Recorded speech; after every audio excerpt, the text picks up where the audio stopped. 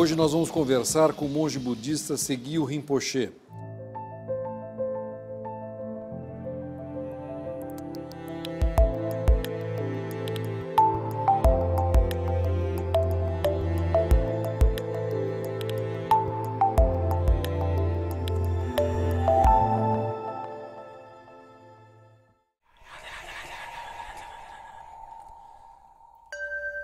Segyu Rinpoche. Ele nasceu no Rio de Janeiro, onde teve uma juventude típica de um jovem da Zona Sul carioca. Ele se formou em engenharia elétrica. Seu nome era Antônio Carlos Silva até 1983, quando foi para os Estados Unidos à procura de autoconhecimento, aos 32 anos de idade. Nos Estados Unidos, ele foi reconhecido como a reencarnação de um mestre tântrico do século XVII. Ele se dedicou a estudar a fundo o budismo e, depois de 20 anos de estudos, se transformou num dos líderes da linha filosófica tibetana, da qual pertence também o Dalai Lama.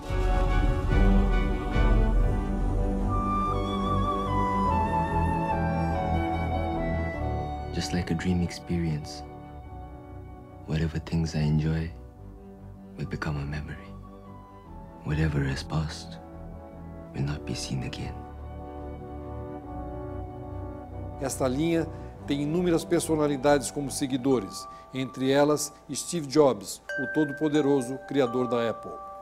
Atualmente, Rinpoche divide seu tempo entre a Califórnia, onde vive há 30 anos, o Tibete e o Brasil, onde promove inúmeras palestras e procura levar o budismo para perto das pessoas comuns e também para o mundo corporativo. A minha conversa com Segyu Rinpoche foi na Escola de Artes Visuais do Parque Lage, no Rio de Janeiro. Começamos falando de sua história. Nasci no Rio de Janeiro. Nasci classe média, meu pai era médico militar, e minha mãe cuidava das atividades da casa, cuidando do lado minha e do meu irmão.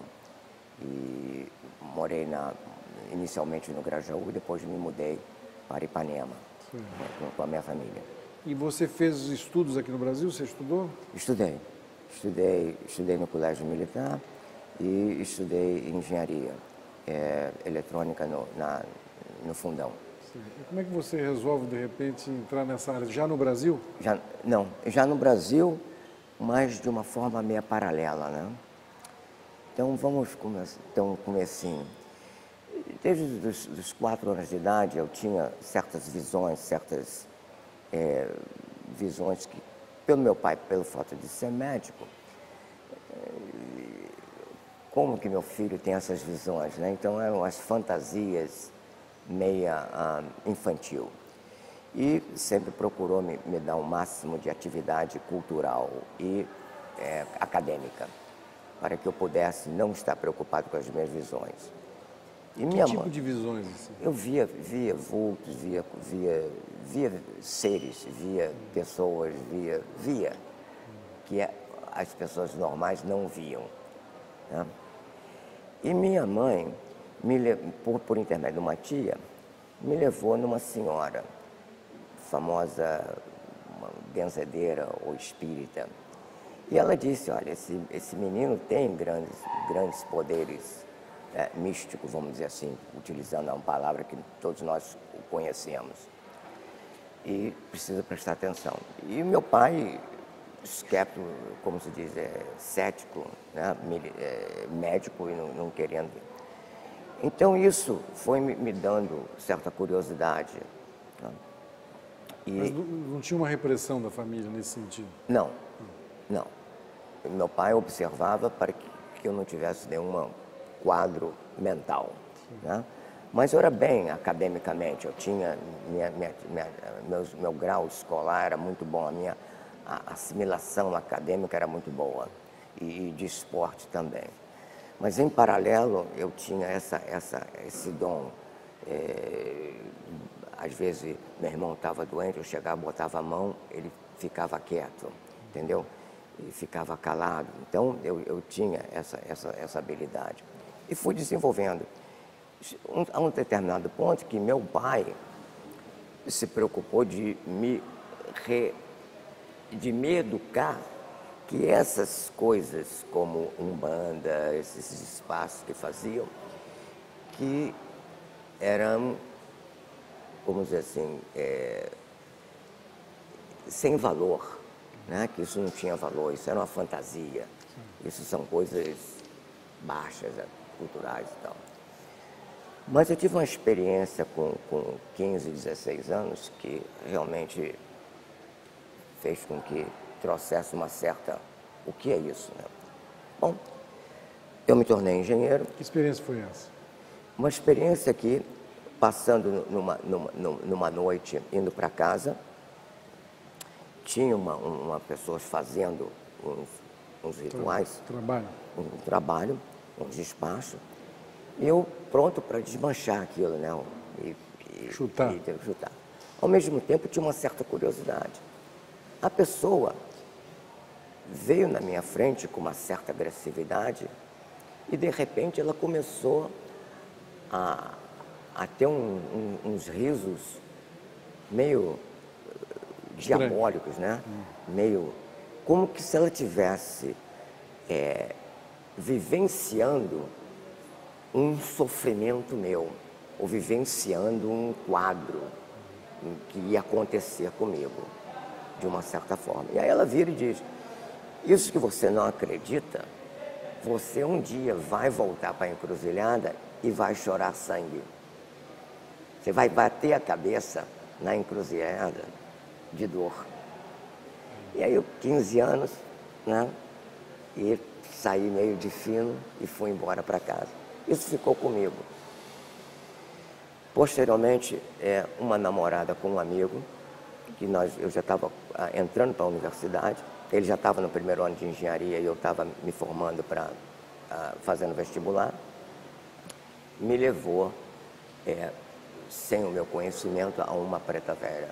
E ela disse, olha, você vai ter que cuidar da sua espiritualidade, o sofrimento vai acontecer. E eu também não acreditava nisso. E, de repente, fora do normal, eu comecei a sofrer. E tinha tudo, tinha uma família estruturada, tinha uma família que me apoiava, meu pai, extremamente generoso comigo. Era um sofrimento de depressão? Depressão, de uma agonia interior que eu não sabia o que era. Não depressão, mas uma agonia. Estar insatisfeito comigo mesmo. E aí essa pessoa veio na minha mente, e aí eu fui procurar, e ela me tornou a primeira, vamos dizer assim, mestra, ou instrutora, ou guia, nesse meu caminho espiritual. Mas ela era de Umbanda? Da Umbanda. Então, o meu caminho espiritual começou na Umbanda. Apesar de eu estar recebendo os ensinamentos dela, mas eu nunca fui um umbandista clássico, ou seja, de botar roupa, de fazer os preceitos, essas coisas todas. Eu ia para saber por que eu tinha essas tendências e, na primeira vez que nós nos encontramos, ela disse, você é uma pessoa que tem que cuidar da sua espiritualidade. Aí eu via, que espiritualidade é essa? Esses rituais? Não. Mas o que é? Ao mesmo tempo que eu comecei a adquirir uma afinidade com ela para tentar me explicar o que era, eu não conseguia assimilar os ritos propriamente dito. Possivelmente a doutrinação que meu pai me deu, que aquilo era um preconceito. Um preconceito, que aquilo não tinha sentido, que aquilo não era simplesmente uma fantasia mental. Mas eu sentia que existia alguma coisa. E aí fui desenvolvendo, e aí depois, ela, ao falecer, antes de falecer, eu frequentava o Veloso, Garota de Ipanema, e aí sentado ali, de repente eu parei de... Quer dizer, como qualquer outra pessoa jovem no Rio de Janeiro, bebia socialmente, um chopinho, né? Tinha minha garrafa de uísque lá no Veloso, o meu nome. E de repente eu parei de beber, parei de fumar, inexplicadamente. E daquela cadeira eu senti um cheiro de incenso. E tinha uma fraternidade na antiga Montenegro Vinícius de Moraes, 74. E aí eu entrei. E aí eu comecei o meu caminho. Eu tive uma fraternidade? IEV, que era a Irmandade Espiritualista Verdade Eterna. E o mentor é um monge tibetano. E eu tive uma experiência muito profunda, de choro, de sentir que eu encontrei algo. e comecei a me desenvolver com o mesmo sentido. Quem sou eu? Por que eu tenho essas coisas? E, ao mesmo tempo, não sendo um seguidor puramente dos ritos, dos cultos, mas sempre uma mente interrogativa. Né? E comecei a ver que e era uma casa dedicada à cura. Tá? E comecei a notar que muitos dos procedimentos que acontecia na comunidade espiritual está muito mais ligado a um processo psicológico do que verdadeiramente a um quadro espiritual que se diz. Então as pessoas dizem, eu estou, como se diz, tem uma obsessão. Não, você não está eu sentia que não existia uma obsessão, mas sim uma obsessão ao sofrimento, uma obsessão à ideia de estar obsediada. Então, nesse meio tempo eu casei, tive uma filha, aí o casamento separou. Mas antes de casar, eu ia estudar engenharia na Universidade da Califórnia.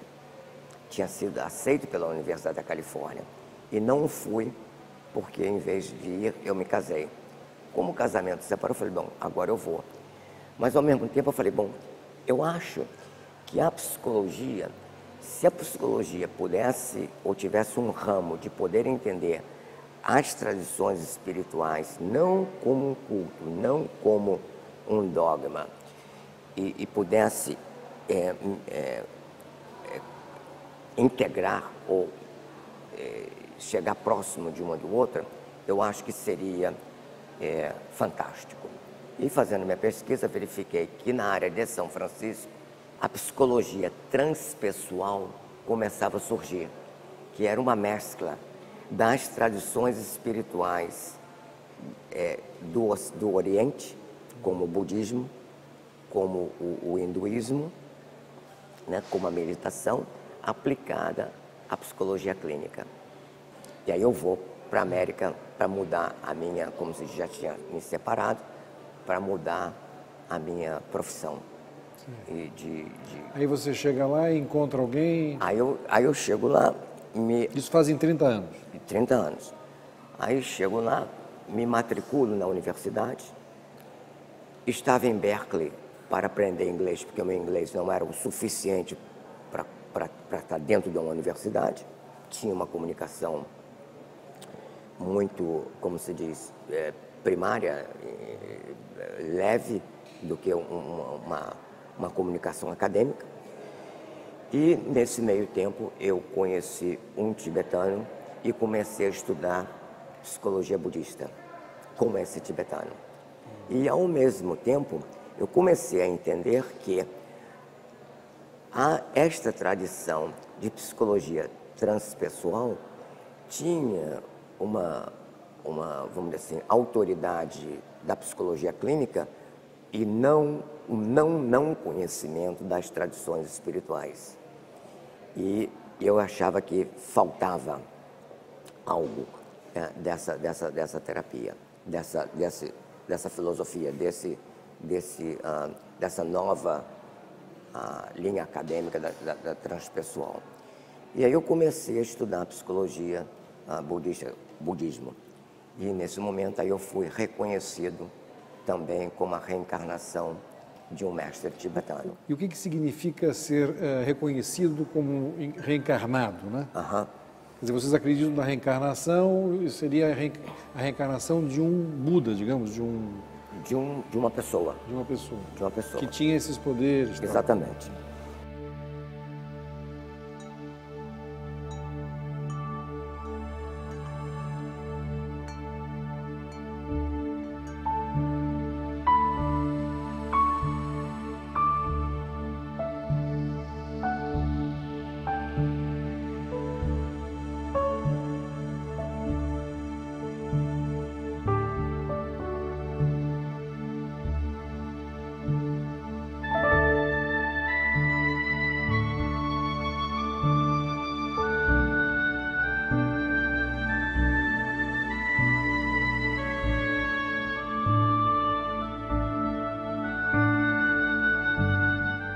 o enfoque principal que Buda disse.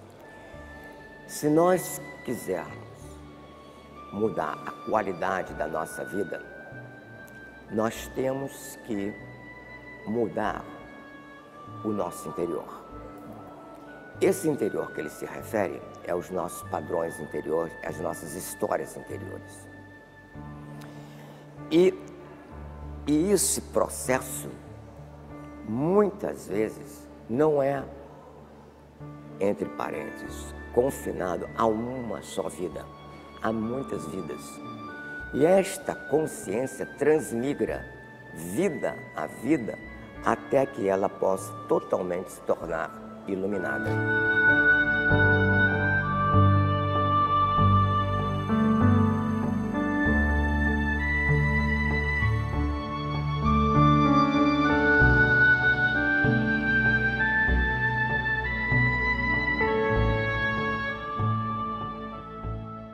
Quer dizer, essa é a diferença da psicanálise, que a psicanálise faz esse trabalho, mas em cima de uma pessoa só, quer dizer, não sem essa... Exatamente, exatamente. Então aí está o pensamento budista, né? Que eu vou mudar a qualidade das minhas experiências e quando eu conseguir mudar realmente todas essas minhas experiências, de ficar completamente livre, a essência de quem eu sou, né? Eu vou me tornar iluminado. E este estado de iluminação não ocorre, pode ocorrer, mas não necessariamente em uma vida. Então nós somos a continuidade de vidas. E todas as experiências que eu tenho hoje é resultado do acúmulo de todas as experiências que eu tive do passado. Este é o pensamento principal budista. Quer dizer, quem não acredita nessa coisa da reencarnação não pode seguir o budismo, não pode...